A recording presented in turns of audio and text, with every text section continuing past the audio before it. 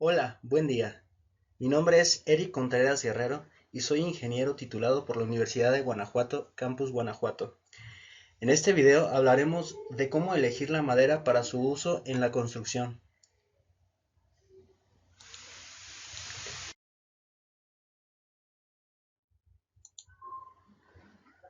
Contenido.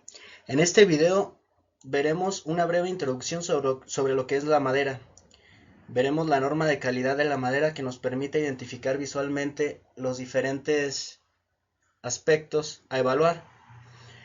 Veremos lo que es la humedad de la madera y cómo ésta la afecta. También veremos algunos deterioros de degradación y algunas técnicas de mantenimiento. Y por último, las propiedades mecánicas de la madera. En este punto no ahondaré mucho, simplemente mencionaré las pruebas para poder obtener estas propiedades mecánicas y por último daré algunos valores paramétricos acorde al reglamento del Distrito Federal. Introducción. Madera. Según la Real Academia de la Lengua Española, la madera es la parte sólida de los árboles cubierta por la corteza. Se le puede dar diferentes usos dentro de la construcción, pero el más común es como siembra o encofrado, de columnas, de traves. Hay casas y edificios construidos totalmente de madera, muebles, esculturas, acabados, entre otras. Aquí podemos ver unos ejemplos de las aplicaciones de la madera. Puede haber casas hechas completamente de madera. Aquí podemos ver en las cimbras para una losa. Se pueden usar para hacer esculturas. Estructuralmente para crear puentes. Se pueden hacer muebles. Y se pueden utilizar simplemente como acabados. La NMX C239 establece las reglas de clasificación y evaluación visual. Estas están orientadas a permitir la identificación, evaluación y determinación de aquellas características o defectos de la madera que son importantes para el comportamiento mecánico. Aplica para la madera cerrada de pino, con excepción de la Pinus ayacahuite. Antes de continuar, es importante conocer los siguientes conceptos. El primero es este que estoy señalando y encerrando, de color rojo, el cual trata de la sección transversal y el área total, y se define como un corte real o imaginario perpendicular a la longitud más larga, siendo la longitud más larga el lado más largo de la pieza. El siguiente concepto se trata de las zonas adyacentes a los cantos, representadas por la imagen B, la cual se define como 1/8 la distancia más cercana al lado más corto respecto a la distancia más larga. ¿Qué quiere decir esto? Que la zona adyacente a los cantos mide 1/8 la distancia más larga de la pieza. El siguiente concepto es el área del nodo, y el área del nodo en las zonas adyacentes. Lo primero, que es el área del nodo, se toma o se marca el nodo o los nodos que se presentan en una distancia de 15 centímetros y se proyectan a lo largo de toda la sección transversal y se cuantifica el área.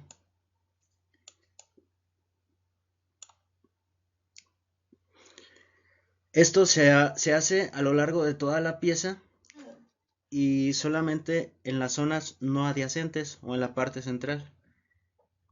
Y en las zonas adyacentes se calcula el área del nodo en el canto, que viene siendo la misma, simplemente la que se presenta en las zonas adyacentes al canto, que son estas que marqué. El siguiente concepto se llama desviación de la fibra. En este vemos que hay una fibra con una dirección. Lo ideal es que esa dirección fuera paralela a la longitud más grande de la pieza, pero normalmente eso no se hace o no se refleja en la realidad. Entonces, Esta define una relación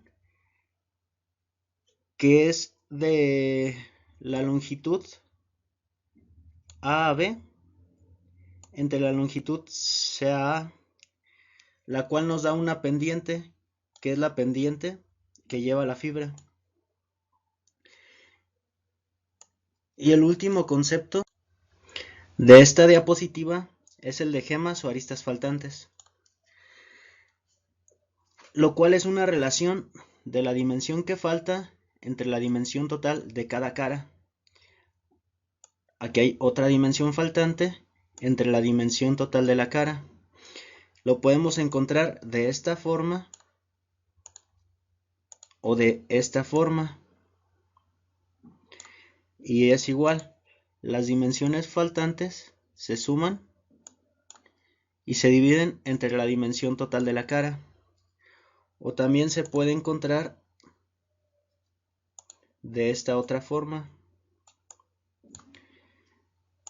Y en esta, de igual modo,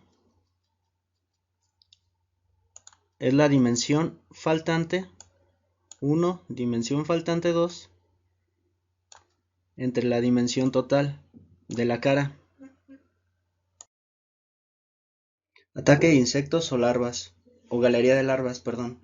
El primero es por perforaciones de diámetros no mayores a 1 milímetro en la superficie de la madera. El otro son orificios de diámetros mayores y pueden tener aserrín suelto. Es muy importante detectar a tiempo que las afectaciones de las plagas en las piezas de madera no estén activas, pues esto puede generar daños más profundos a futuro. La siguiente definición son las bolsas de resina. Como se ve en la imagen, son depósitos de resina que crecen entre los anillos de crecimiento de la madera. Se clasifican como nodos, pero si estos depósitos llegan a traspasar todo el espesor de la madera, ya se consideran como rajaduras. Las rajaduras las definiremos un poquito más adelante.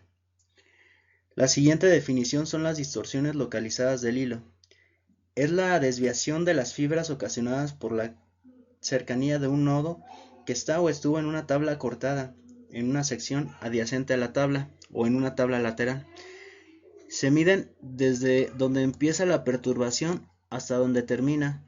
En la franja central, que es de 1/2 de la altura, no deben de ser mayores a 1/4 de esta altura, y en las zonas adyacentes a los cantos no deben de ser mayores a 1/8 de la altura. La siguiente definición son las rajaduras. Es la separación entre las fibras de la madera abarcando todo el espesor de la pieza. Estas se generan por un secado intensivo. Las grietas y rajaduras se miden como la penetración promedio de una rajadura desde el extremo de la pieza en sentido paralelo a los cantos de la misma, y solo se consideran las grietas y rajaduras dentro de la porción central. La porción central es la que está marcada por estas líneas,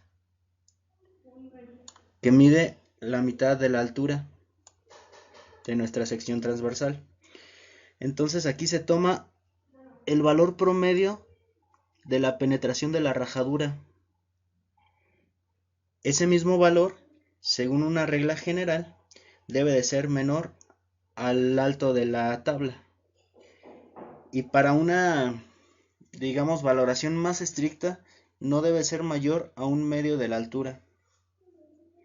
El siguiente concepto que veremos se llama madera de compresión. Y esto es la madera que se forma en la parte de abajo de los árboles inclinados. Son más duras, más quebradizas y menos resistentes, y se caracterizan porque se ven más empalmados los aros de crecimiento que en una sección normal de madera. Otra definición es pudrición, en la cual se ve la descomposición gradual de las caras de la madera, las cuales se puede ver que tienen una infección por hongos, se ve que tienen hongos. La siguiente es la pudrición, que es la descomposición marcada por hongos. Esta es una descomposición ya más intensa, donde se alcanza a ver que los hongos están degradando totalmente la madera, haciéndola demasiado frágil. Deformación de una pieza de madera en sus planos longitudinal, transversal o ambos. Estas son provocadas por las diferencias en la magnitud de las contracciones cuando se seca la madera sin ponerle restricciones o sobrepesos. Principalmente hay 4 tipos de deformaciones. La primera es de acanaladura, en la cual su sección transversal toma forma como de U o herradura. La arqueadura. Esta deformación, cuya flecha de deformación se ve en la cara de la pieza, en cuanto a su sección longitudinal, forma igual una U, pero ahora a lo largo de la pieza. Está la encorvadura o deformación en el canto de la pieza, igual forma una U, pero ahora en los cantos o en los laterales de la pieza. Y también está la torcedura de deformación. En esta sufre una deformación simultánea en la dirección longitudinal, al igual que en la de los cantos, formando un tipo de hélice, como se puede ver en esta figura. Acebolladura. Es la separación de la madera entre anillos de crecimiento contiguos, es decir, donde se termina un anillo, se mide hasta donde se termina el siguiente. Esta debe de ser máximo de un cuarto de la longitud. Y hay otro concepto, el último, de madera muy ligera, la que tiene densidad normal no mayor a 0.0 gramos sobre centímetro cúbico al 12% de humedad. Esta condición, la última, la que acabo de mencionar, solo aplica a maderas de coníferas. Un ejemplo de este tipo de madera son los abetos. Ya que conocemos estos conceptos clave, podemos proceder a clasificarla. Para ello se recomienda seguir los siguientes pasos. 1. Revisar en toda la longitud e identificar el defecto mayor. Casi siempre son los nudos. 2. Localizados los defectos o nudos más grandes que se encuentren en una longitud menor de 15 centímetros y sumados sean un área mayor que el nudo más grande, se aplica la regla correspondiente al tamaño de la madera. 3. Revisar que esté dentro de la clasificación clase G y si no, se verifica que sea clase A. Entonces, por eliminación, si no es G ni A, es clase B.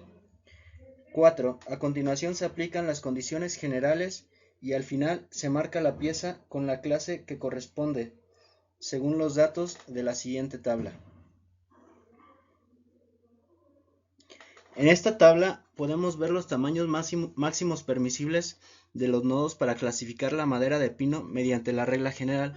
La regla general es una regla que es muy poco estricta, entonces nos marca parámetros muy bajos o que nos permiten, digamos, deformidades mayores. Entonces aquí tenemos dos clasificaciones, la clase A y la clase B.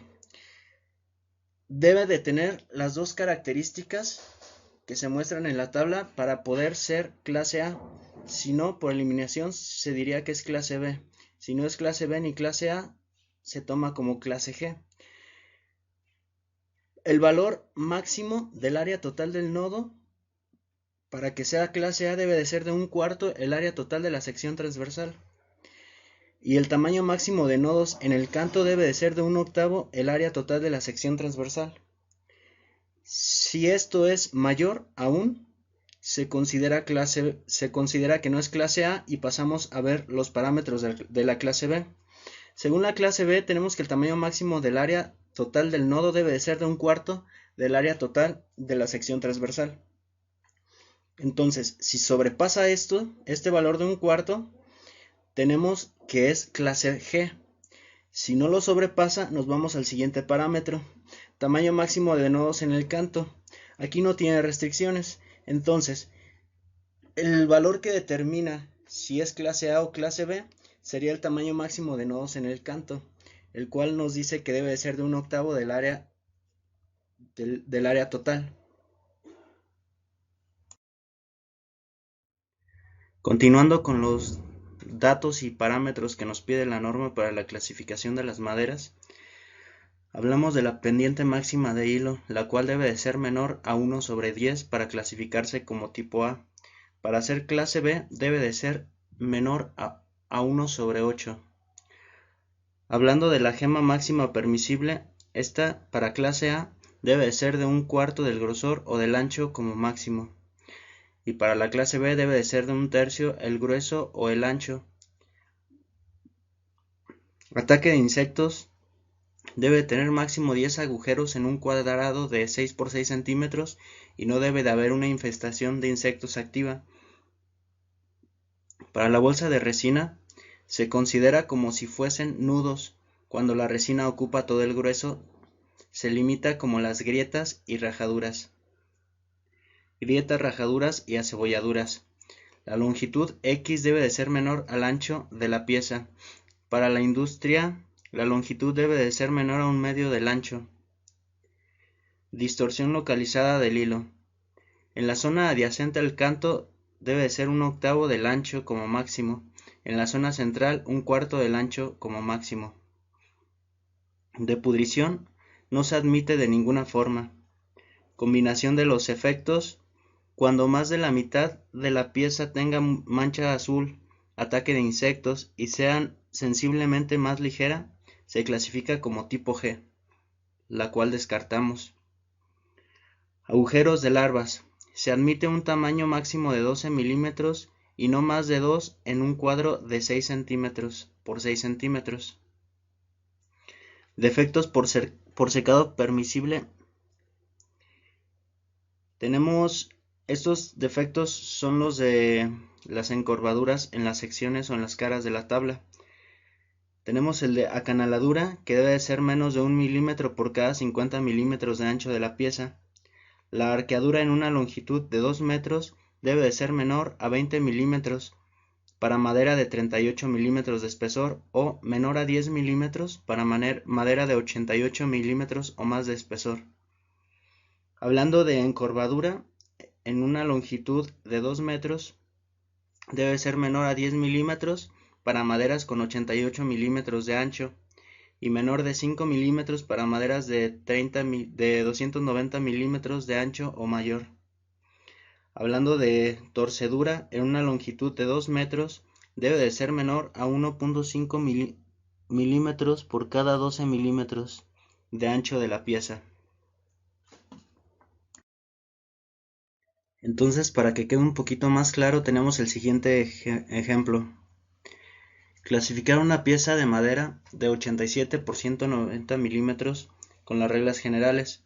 Aquí podemos ver el dibujo de un nodo que está dentro de la sección de madera. Entonces lo primero que se hace es la proyección del nodo en la sección transversal de la madera, un corte real o imaginario. Y aquí tenemos el resultado de ello. Marcamos las secciones próximas a los cantos y lo que nos queda sería la sección central.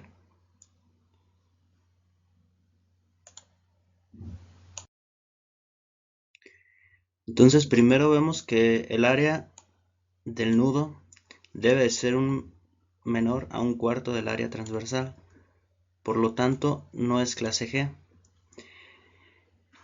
La segunda condición que vamos a evaluar sería el área del nudo en los cantos. Esta debe de ser menor a 1/8 del área transversal. A puro ojo, a simple vista, se puede ver que es menor que esa área. Por lo tanto, esta pieza es una pieza clase A. Ahora veremos la clasificación de madera según el Reglamento de Construcción de la Ciudad de México en ediciones anteriores, en el cual la clasificaban en 3 clases, clase 1, clase 2 y clase 3. La clase 1 consiste en maderas sin nudos flojos. En caso de tenerlos deben de ser de hasta 2.5 centímetros de diámetro, sin rajaduras ni deformaciones por torceduras en su sección transversal y longitudinal. La clase 2 puede tener nudos de más de 2.5 centímetros de diámetro, siempre que no sean firmes y no pasen de 1/3 del espesor de la pieza. Si tuviera nudos flojos, estos no deben de ser mayores a 1.5 centímetros. pequeñas rajaduras con longitud menor al ancho de la sección transversal y grietas que no sean mayores que la mitad del espesor y una longitud menor a un sexto de la pieza, y podrían tener pequeñas torceduras siempre que éstas no afecten la resistencia. Y la madera de clase 3 es madera que no cumple con los requisitos citados y solo se podrá usar de obras provisionales o secundarias, como el cimbrado, o estructuras no permanentes.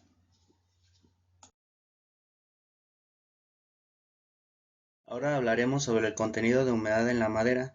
Este tema es muy importante ya que el contenido de humedad afecta en cuanto a la masa y el volumen de la misma.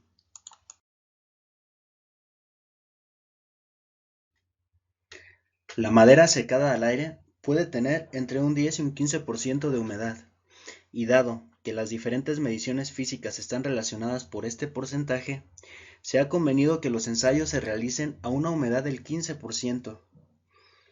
La humedad en las maderas se determina por los siguientes métodos. El primero, método de peso seco y peso húmedo.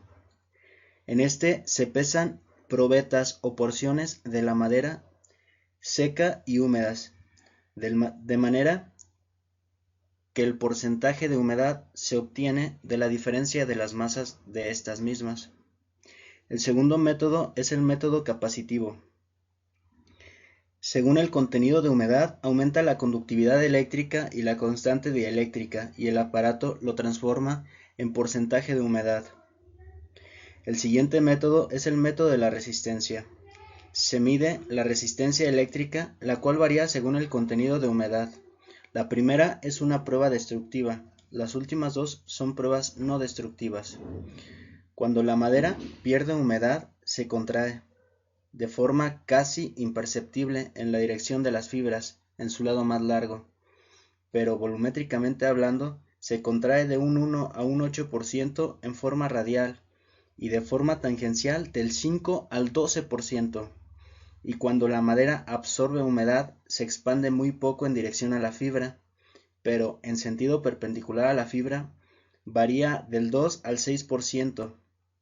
En cuanto a su peso, puede aumentar del 50 al 150%. El aumento de volumen se da hasta su saturación, que es entre el 20 y el 25% de agua. Desde este punto ya no cambia su volumen, aunque siga absorbiendo agua. Para estas situaciones, se debe de dejar espacio para estos cambios de volumen en elementos que queden expuestos a la humedad para evitar problemas posteriores en la estabilidad de la estructura. Ahora veremos los deterioros o degradación de la madera. Existen deterioros humanos, que son choques de vehículos, grafitis, mal uso, falta de mantenimiento. También hay deterioros físicos, como son la temperatura, la electricidad y la luz. Deterioros químicos, que son sólidos, aerosoles, líquidos, gases, vibraciones, sonido. Y también están los biológicos, que se dividen en 4. 1. Organismos superiores vegetales, árboles y arbustos, creciendo en la madera. El segundo son animales como palomas, murciélagos, roedores. El tercero son los organismos inferiores, como son los insectos. El cuarto son los microorganismos, algas, musgo, líquenes, hongos, bacterias. Cuando se presenta alguno o varios de estos deterioros, se proponen algunas formas de mantenimiento como las siguientes. La primera sería limpiar el polvo y residuos orgánicos con trapo, escoba y cepillo de fibras suaves. Nunca de los nuncas con algún tipo de cepillo de alambre. Para grasas se recomienda usar algún tipo de solvente como thinner. Con un trapo húmedo se frota fuertemente la zona a limpiar. Jamás se debe de usar lija de ningún tipo. El siguiente sería fumigar. Antes de realizar cualquier intervención en las piezas de madera, se deben fumigar con insecticidas no residuales como puede ser Baygon, Oku o Raid. Son de toxicidad media, por lo que se pueden usar sin dañar a los humanos, y es por esta misma razón que quedan prohibidos otro tipo de insecticidas de mayor toxicidad. Su aplicación es por aspersión e inyección en la madera, por dentro y por fuera, cubriendo toda la superficie posible. Esta aplicación será durante varias semanas para que se eliminen los huevos, larvas y adultos con mayor seguridad.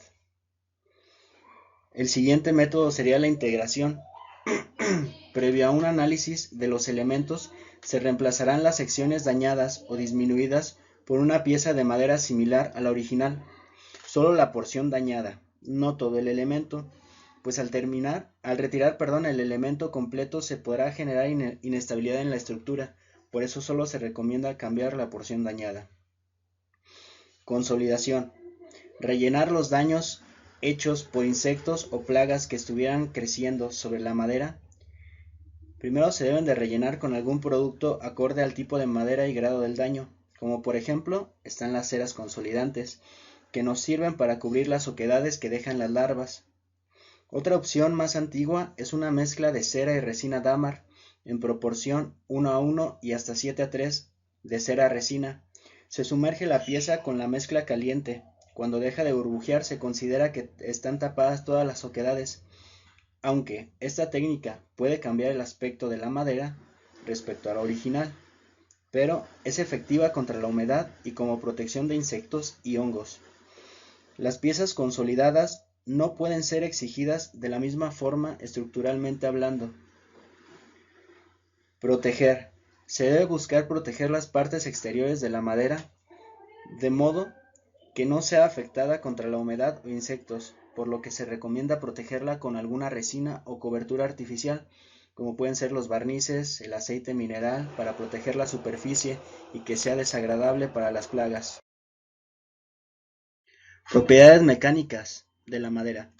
Entre las pruebas principales que se ocupan para poder determinar las propiedades mecánicas de la madera está la prueba de tensión, compresión paralela a la fibra, flexión, cortante, tensión y compresión perpendicular al grano, módulo de ruptura y módulo de elasticidad. En la siguiente tabla veremos algunos valores paramétricos para poder diseñar estos elementos. En esta tabla podemos ver en las primeras dos columnas los requerimientos de humedad que debe tener la madera para poder realizar las pruebas mecánicas. La primera habla que deben de tener todas una humedad máxima del 15% y también una humedad de absorción del 50%. Hablando de la madera selecta, para la compresión paralela a la fibra debe de tener una resistencia de 70 kg sobre centímetro cuadrado. Para el módulo de elasticidad medio debe de tener 70.000 kg sobre centímetro cuadrado. El módulo de elasticidad mínimo debe ser de 40.000 kg sobre centímetro cuadrado. La compresión perpendicular a la fibra debe de demostrar una resistencia de 14 kg sobre centímetro cuadrado. La prueba de tensión y de flexión deben de arrojar un resultado de 80 kg sobre centímetro cuadrado como resistencia. Y también la resistencia por cortante debe de ser de 14 kg sobre centímetro cuadrado. Hablando de la madera selecta, la madera de primera debe de tener una resistencia a la compresión paralela a la fibra de 50, módulo de elasticidad medio de 70.000, módulo de elasticidad mínimo de 40.000, compresión perpendicular a la fibra de 14, flexión y tensión de 60 y cortante de 14. Todo esto en unidades de kilogramos sobre centímetro cuadrado.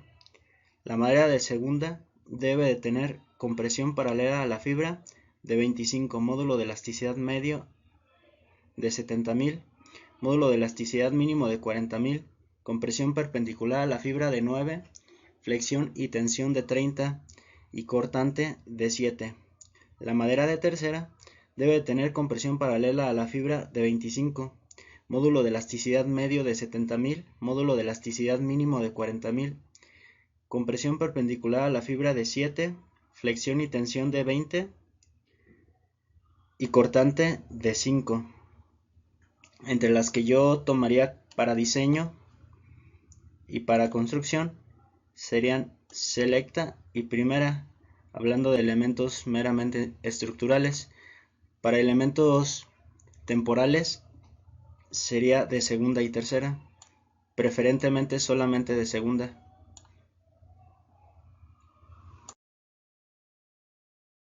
Y bueno, esta es la bibliografía en la cual me basé para realizar este video. Y de antemano muchas gracias por haberme escuchado, espero les haya gustado y les haya servido la información. Y si gustan que hable de algún otro tema en específico, no duden en pedírmelo. Cualquier duda, comentario, sugerencia, se la responderé y nos vemos la próxima. Hasta luego.